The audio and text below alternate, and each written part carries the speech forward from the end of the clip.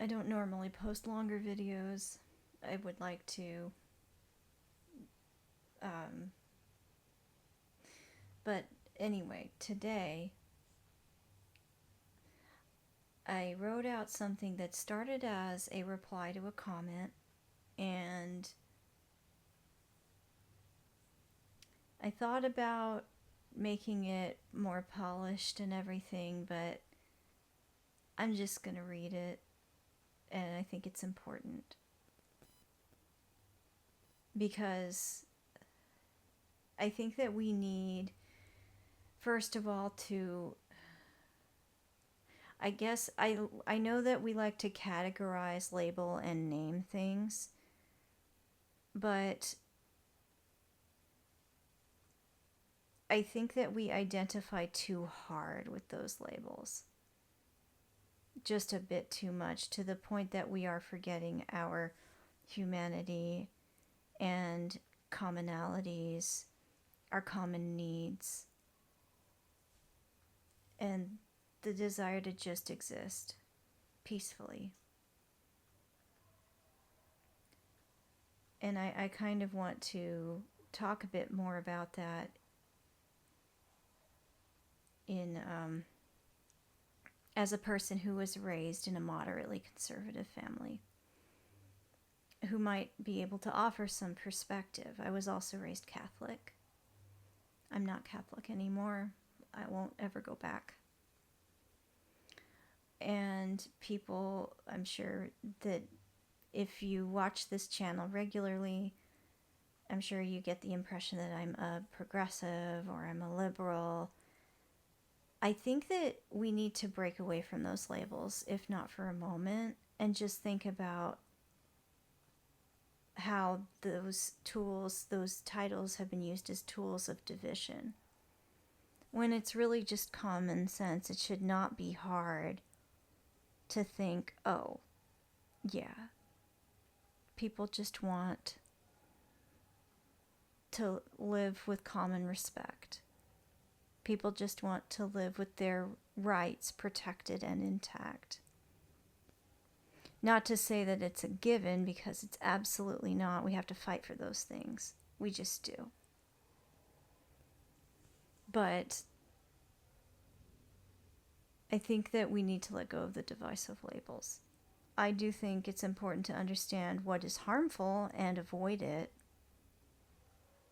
and then face down the reasons why those things exist.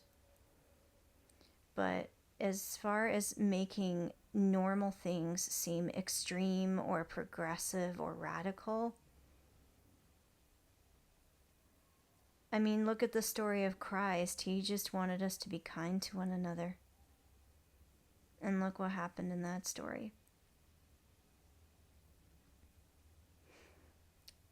It's debatable on whether that actually happened or not, but it's still an important story. I think our stories are just as important as actual historical facts. It's just the challenge of learning to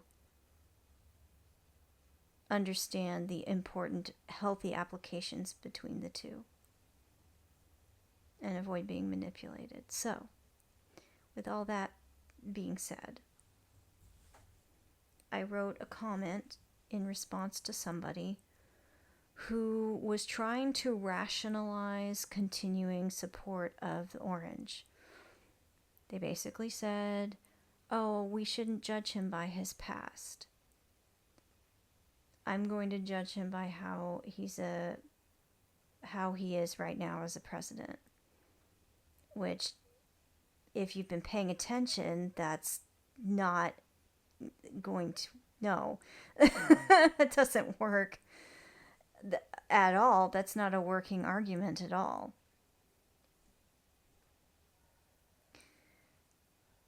And I thought that for the sake of whomever sees the comment and second guesses themselves as well, I thought I'd leave this. And then it turned into almost a letter, or just a journal entry, I guess you could say. and I thought I'd read it today. I'm mostly unscripted, and this will indicate that, but I did write it out so I could get all my thoughts on paper.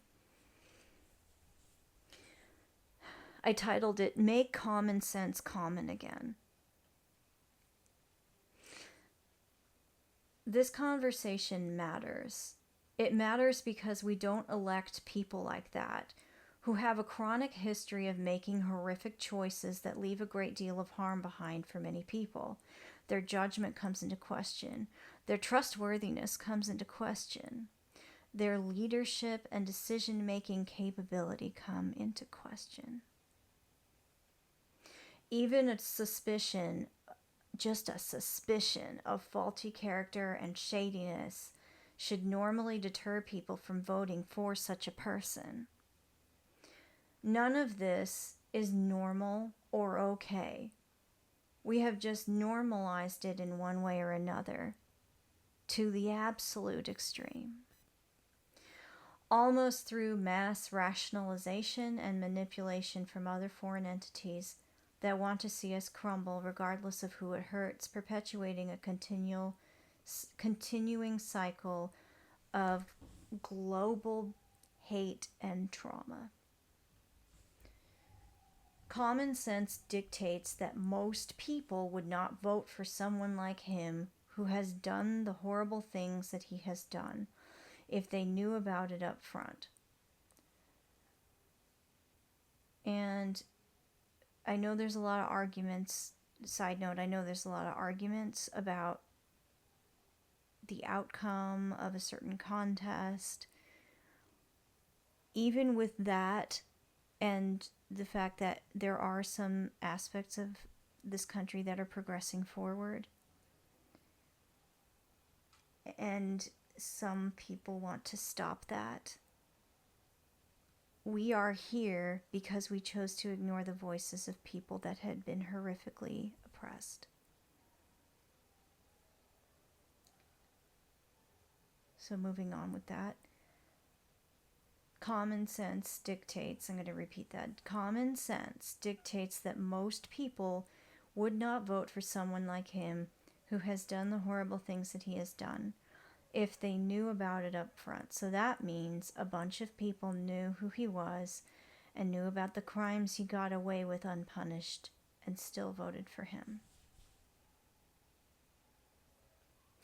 Or they were listening to filtered information and, whether for desperation or other reasons, did not want to hear anything else. These aren't just casual petty dalliances. They are a huge string of serious crimes and felonies and chronic abuse of children.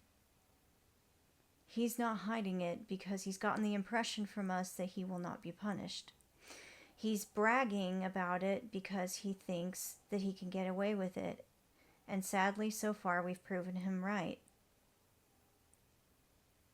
To include systems that seem to support and protect perpetrators and abandon and even abuse the victims. There is some other information that he clearly is trying to hide that's even worse than what's publicly available. But so far he knows that all he has to do is appeal to the prejudices of his base, and he gets to keep going while more people criticize others for much less, especially if they exist as a black woman or,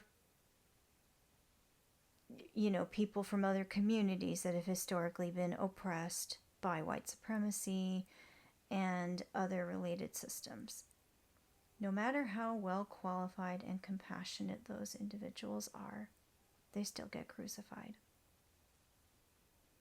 for much less. My personal impression is that a lot of people fell for his apparent charisma, though I don't personally see the appeal. I've met many people like him, and no one wants to believe that he could do those horrible things even when evidence is plainly available. This ends up harming the people impacted by abandoning the victims. We chose charm, and glamour over justice.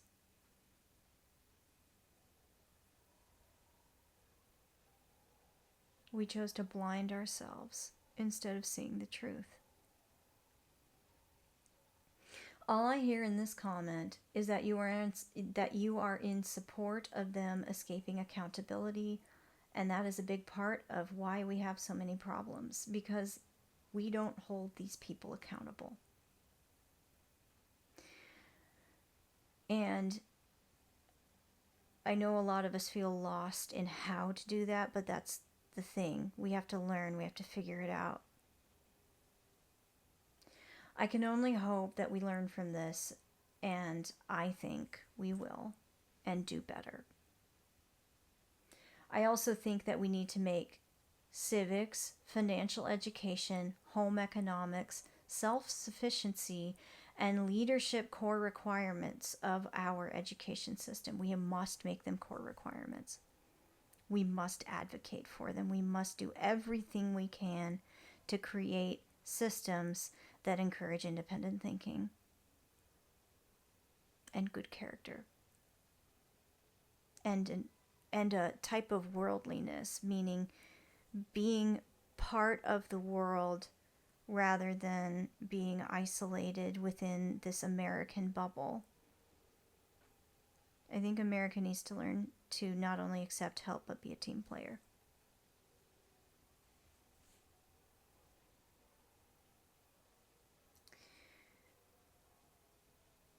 We need to also include all of these topics in core curriculums of our college degrees. This is one of the things we need to advocate the hardest for, I feel, along with eliminating and criminalizing voter suppression. We all need to understand what a good leader looks like and how to spot them, to normalize those kinds of elected officials again, so that we avoid situations like this in the future and end up being less vulnerable to flashy celebrity tactics and social media manipulation or other means of manipulation. I also think that we need to offer education on good character and personal character development so that we become better, more conscientious, more thoughtful people who can balance healthy individualism with caring about the common good, exercising the skill of empathy. This is a process that requires investment and a willingness to grow, and a willingness to accept uncertainty and the fact that nothing is perfect, but it can get better. In doing so, we end up forming ourselves into people who make better, healthier decisions and think for ourselves much more effectively. We place too little value on these things, and yet it is where true wealth and prosperity resides. I'm absolutely grateful for my moderate conservative upbringing, despite being someone who turned out to be a lot more nonpartisan, but leaning toward inclusive civil rights. I was also raised Catholic, and there was a lot of horrible things about the Catholic Church which left a negative impact on me and made me ultimately leave the church altogether. But there was a couple of good things that I learned through Catholicism, and that was compassion, not enabling, mercy, not escaping accountability, courage, not blind courage, and self-sacrifice, not people-pleasing, i.e. doing things that go beyond yourself and having the courage to go beyond yourself for the greater good, while also balancing out maintaining yourself and your sense of self.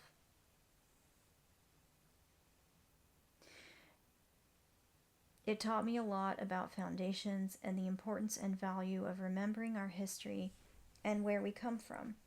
To me, that's what conservatism really is, a preservation of the memory of our origins and the things that matter that we must continue to preserve.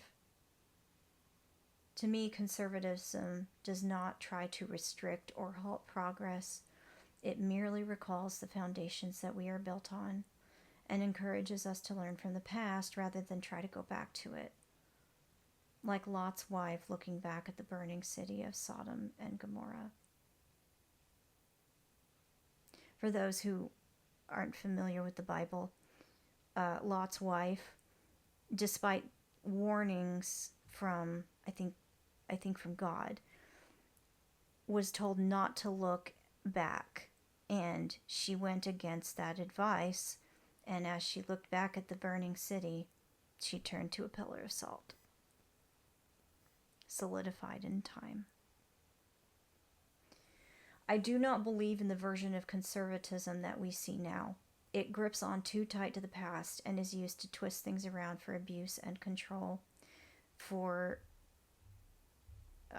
distilling ideas that are toxic and unsustainable and supremacist rather than egalitarian.